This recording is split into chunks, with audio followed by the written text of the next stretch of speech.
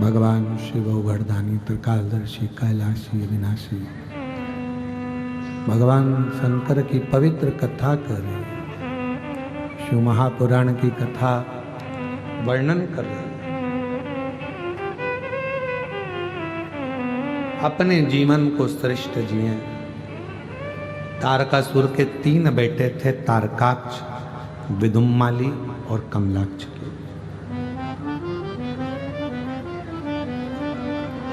ये तीनों जो बेटे हैं, तारकाक्ष, विदुम्माली और कमलाक्ष की, ये तीनों,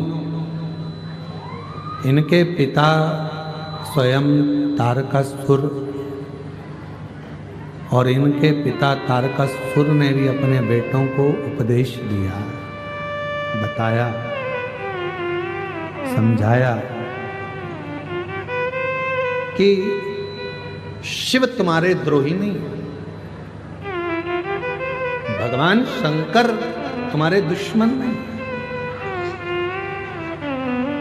शिव कभी द्रोही नहीं होते, शंकर कभी द्रोही नहीं होते, शंकर कभी दुश्मन नहीं।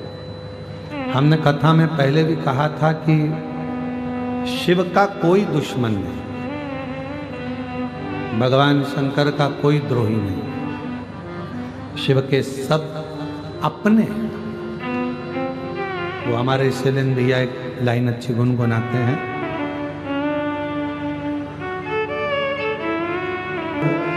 शंकर भगवान के पास में सब है, पर शिव के सामने कोई प्रकट नहीं होता। शिव की साक्षी में कोई प्रकट नहीं हो सकता। भगवान चाहे भूत हो, प्रेत हो, पशु हो, पक्षी हो, जानवर हो, जीव हो, जलचर हो, थलचर हो, वायुचर हो, सबको अपना बनाता, कोई दुश्मन नहीं है शिव। शंकर का कोई दुश्मन नहीं। इसलिए लोगों के शरीर आदिकादिक में कहीं देवी देवता आवे, अपनी बात है दूसरी है, पर शंकर की कथा में कोई देवी देवता नहीं आता। शिव की कथा में, क्योंकि शिव शिव है, अड़भंगा है, ओघड़ रानी है शिव। भगवान शिव भूतों के भी देव हैं, और जब स्वयं देवता बैठे हों तो फिर कोई आने का काम ही नहीं है। जब स्वयं शिव विराजमान हो तो वहां क्या आएंगे। शंकर शंकर, मेरे शंकर भगवान का कोई दुश्मन नहीं है, मेरे शिव का सब प्रेम है, सब।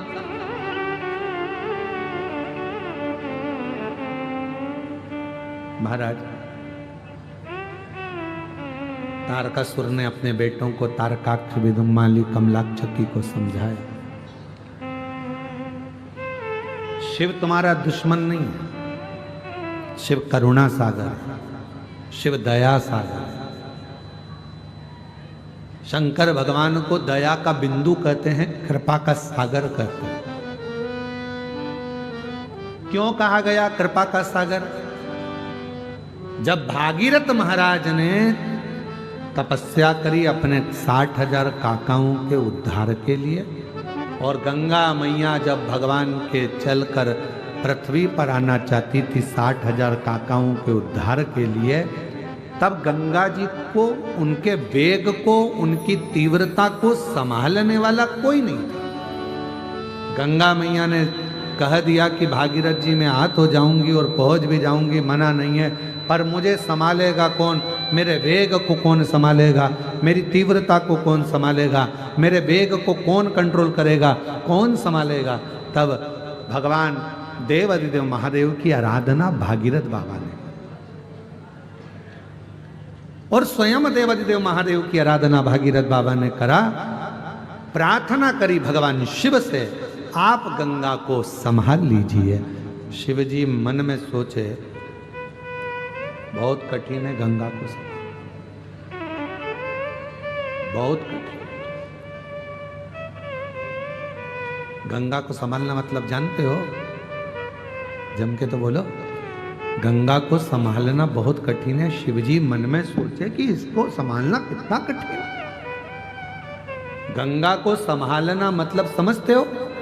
गंगा को संभालने का मतलब है अपने भेजे को, अपनी बुद्धि को, अपने मस्तिष्क को, अपने सिर को ठंडा रखना। कितना कठिन है। दुनिया का सबसे ज्यादा कठिन काम एक ही है, अपने भेजे को ठंडा रखना। किसी ने कुछ बोला, एकदम उचिष्ट हो गए, गुस्सा। कोई कुछ बोल गया, फिर क्रोध आ गया, फिर कोई बोल दिया, फिर क्रोध आ गया, फिर कोई बोल दिया, फिर क्रोध आ गया। कितना कठिन काम, ये बहुत कठिन काम। अब भागीरथ जी कह रहे हैं कि गंगा को आप संभाल लो। शिव जी मन में सोचे इसको संभालना दुनिया का सबसे कठिन काम, और ये संभल गई तो सब संभल गया। अगर ये संभल गई, सब संभल गई।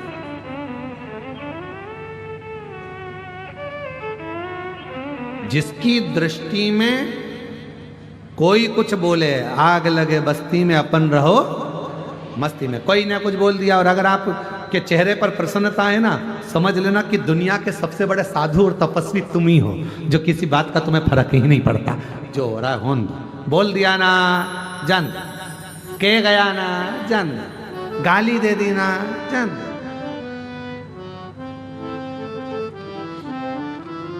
एक पति पत्नी साइकिल से जा रहे थे और साइकिल में बैठकर जा रहे, और दोनों शंभू साइकिल से बैठकर जा रहे थे, और जाते जाते इतने में साइकिल एक गाड़ी वाले से भड़ी गई। पीछे से गाड़ी वाला आया, साइकिल को बढ़ता, और पत्नी पीछे बैठी हुई थी साइकिल, और दोनों जनी जा रहे थे, और पीछे से गाड़ी वाला ठुक गया। दोनों गिर गए, दोनों गिर गए। अब पत्नी पति को देख रही, पति पत्नी को देख रहा।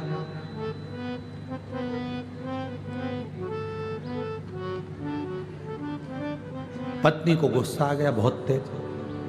खड़े देख रहे हो, एक शब्द भी उस गाड़ी वाले को नहीं बोल रहे हो। उसने अपने को गिरा दिया, ठोक दिया, कम से कम चिल्लाना तो चाहिए ना। पति बोला नमः शिवाय, नमः शिवाय, नमः शिवाय। बस पूरी जिंदगी यही करते रहे, नमः शिवाय, नमः शिवाय। अरे वो ठोक के चले गया, अपन नीचे गिर गया। बोलो ना उसको, गाड़ी वाले को कुछ तो बोलो। मैं जाऊं क्या बोलने? और पत्नी जूड़ा कस के, और जब भी माताएं लड़ती हैं आपस में तो जूड़ा जरूर कसती हैं, क्योंकि फुल एनर्जी इसी से मिलती है, फुल एनर्जी।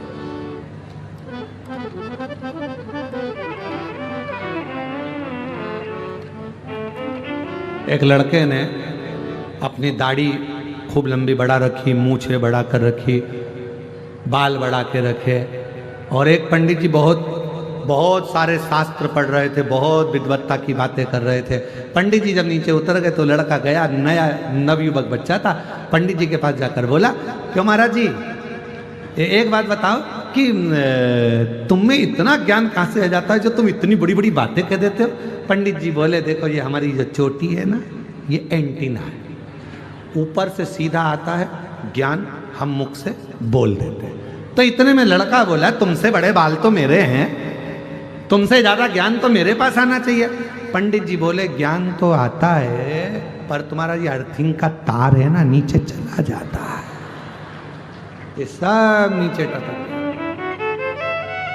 बचता ही नहीं। महाराज, पत्नी बोली, मैं उठूं, मैं जाऊं उससे लड़ने? पति बोला, नमः शिवाय, ओम नमः शिवाय, तेरे हाथ जोड़ू, साइकिल पे बैठ जा, अपन दोनों चले घर। मैं बोले बिगड़ नहीं दूंगी। पति बोला, नमः शिवाय। क्यों झगड़ा करना बेमतलब का? नहीं ध्यान दिया होगा, ठुका गई साइकिल, काय का बोलना? ये अपने को ठोक के जा रहा है, इसका भी बाप संसार में जन्मा होगा, वो भी इसको ठोक जाएगा। क्यों चिंता करती है? उसके यहाँ देर है, अंधेर नहीं है। अपन बोलेंगे तो अपन ने जवाब दिया, अपने जवाब देने की जरूरत नहीं पड़े, जवाब महाकाल राजा दे, इंतजार कर। चल आगे चल। दोनों साइकिल से जा रहे तो गाड़ी वाला अपनी गाड़ी निकाल कर तेज भुड़ भुड़ भुड़ भुड़ भुड़ चला। अब ये दोनों धीरे धीरे, अब साइकिल तो साइकिल के लेवल से चलेगी, धीरे धीरे चल रहे थे। आगे जाके एक मोड़ आया, उत्ते गाड़ी छोड़ आया, और मोड़ जैसे ही आया, आने पे वो गाड़ी खाई में गिर गई। पड़ा हुआ था, शरीर हांपड़ी भर रहा था, कुछ भी नहीं बचा था। ये साइकिल से पहुंचे, भीड़ लगी हुई थी। क्या हुआ? कोई गाड़ी नीचे गिर गई है। जो देखा गाड़ी वही थी। पति ने पत्नी से कहा, देख तू जवाब देती तो उसको बुरा लगता, उसने जवाब दे दिया, पूरा हिसाब वो पूर्ण करता है, अपने को नहीं। अपने को जवाब दे, जवाब दे वो।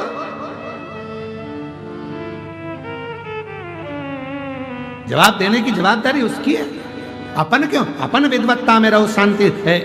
एक महाराज जी सफर कर रहे थे ट्रेन के अंदर, और रेल में सफर कर रहे थे। बहुत बुजुर्ग थे, गीता जी लेके बैठ गए, पढ़ने लगे। उनकी आंख से कम दिखता था, धीरे धीरे धीरे धीरे पढ़ रहे थे, गीता जी का पाठ कर रहे थे। ट्रेन में बैठे हुए थे। 5 लड़के चढ़ गए ट्रेन के अंदर, 6 लड़के, 5 लड़के ट्रेन के अंदर, और 5 लड़के ट्रेन के अंदर चढ़े। उन्होंने देखा चेन लटक रही है, खींच दें। लड़कों ने आपस में बात करी। एक बोला, नहीं रे, जुर्माना लग जाएगा, पुलिस वाले पकड़ के ले जाएंगे। उसने कहा, उस पर लिखा है 500 रुपए का जुर्माना। एक काम करते हैं, सब पैसा इकट्ठा करो, एक बार चेन खींच के देखते हैं। सब ने 100 रुपए इकट्ठे करे, एक जने की जेब में रख लिए और चेन खींची। इतने में दूसरा बोला, भले चेन खींच दियो, अपना कोई पैसा नहीं लगेगा, एक काम करते हैं, चेन लगाएंगे, चेन खींचो।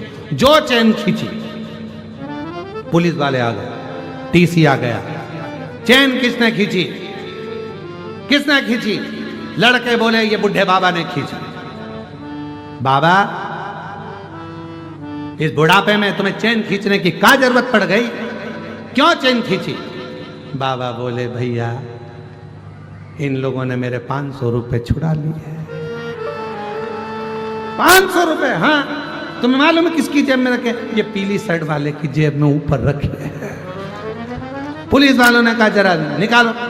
टीसी ने कहा, निकालो। और उनकी जेब में से 500, 100 के 5 नोट निकाले, बाबा जी की गीता जी पे धरे। बाबा, आपके 500 रुपए, प्रणाम किया। पुलिस वालों ने जो डंडे कुदाए 5 में, और ले गए भर के गाड़ी के अंदर। गाड़ी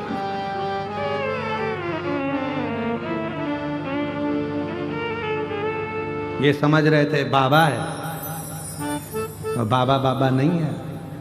समझ, गीता ज्ञान देती है। विद्वत्ता होना चाहिए, ज्ञान होना चाहिए। जिस गीता का हम अध्ययन कर रहे हैं, जिस पुराणों को हम सुन रहे हैं, उसका ज्ञान हमारे अंदर हो। कोई विद्रोही नहीं, कोई विद्रोही नहीं, कोई द्रोही नहीं। तारकासुर ने कह दिया था अपने बेटों को, बचकर भगवान का कोई द्रोही नहीं। आप एक एक असुर को उठाकर देखिए, एक एक असुर को, एक एक उठाओ, कोई दुश्मन दिखेगा? भस्मासुर, क्या वर था उसको? जिस पे हाथ रखे, बोलो बोलो जम के, वो ही भस्म। कौन? कितना बड़ा शिव का उपासक था भस्मासुर। शिव का परम भक्त था भस्मासुर, परम भक्त। पत्नी के साथ रहता था, धर्म।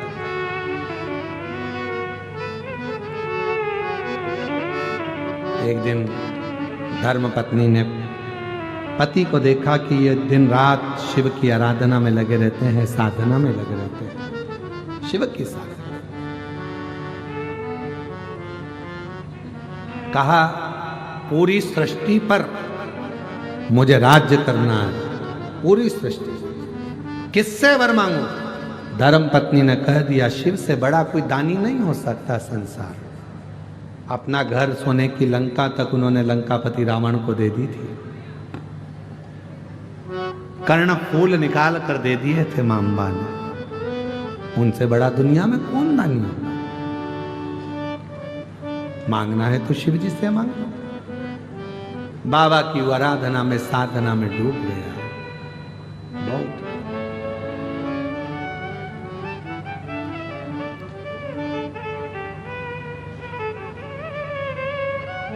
पत्नी ने देखा कि मेरा पति सेवा में लगा है, कोई सा एक नियम जिंदगी में धारण कर लूं जिससे शिव मेरे हो जाए। भस्मासुर ने नियम बनाया, रोज चिता भस्म लाता था, शिव जी को चढ़ाता था। चिता भस्म लाकर शंकर भगवान को चढ़ाता, शिव जी को रोज चढ़ाता, रोज चढ़ाता, रोज चढ़ाता, रोज चढ़ाता। एक बार भस्मासुर पूरी दुनिया में घूम आया अपने क्षेत्र में, पर कोई भस्म नहीं मिली, कोई मुर्दा ही नहीं मिला, मारा ही नहीं। अब भस्म कहां से लाए? चिता भस्म नहीं मिली, भोजन छोड़ दिया। दूसरा दिन हो गया, चिता भस्म नहीं मिली, शिव जी को कैसे चढ़े? आज भस्मासुर ने सोच लिया मेरे भोले बाबा को भस्म नहीं चढ़ रही है। पत्नी से कहा, एक काम कर, लकड़ी जमाते हैं। लकड़ी जमाई, पति उस पर बैठ गया। धर्म पत्नी को आग दे दी, इसको जला देना, मैं जल जाऊंगा। भस्म शिव जी को चढ़ा देना, क्योंकि उनको भस्म चढ़ाए बिना काम नहीं चलेगा। भस्म चढ़ा। पत्नी ने कहा, तुम क्यों जलते हो? मुझे जलाओ, मेरी भस्म शिव को चढ़ाओ। खुद की भस्म देने लगा। आग लगने ही वाली थी। शिव जी प्रसन्न। मांग, क्या चाहिए? बाबा, बस एक इच्छा है, आप पर रोज भस्म चढ़ाऊं, प्रतिदिन। ठीक है, चढ़ाओ, पर बाबा दूसरे की कंपनी का माल कब तक लाऊंगा? आत्मनिर्भर भारत है, अपनी कंपनी खुद चलाऊंगा। रोज की भस्म मैं खुद तैयार करूं, मेरा प्रोडक्ट खुद बने और आप पर चढ़ाऊं, ऐसी कृपा करो। दूसरे की फैक्ट्री का माल नहीं लाऊंगा।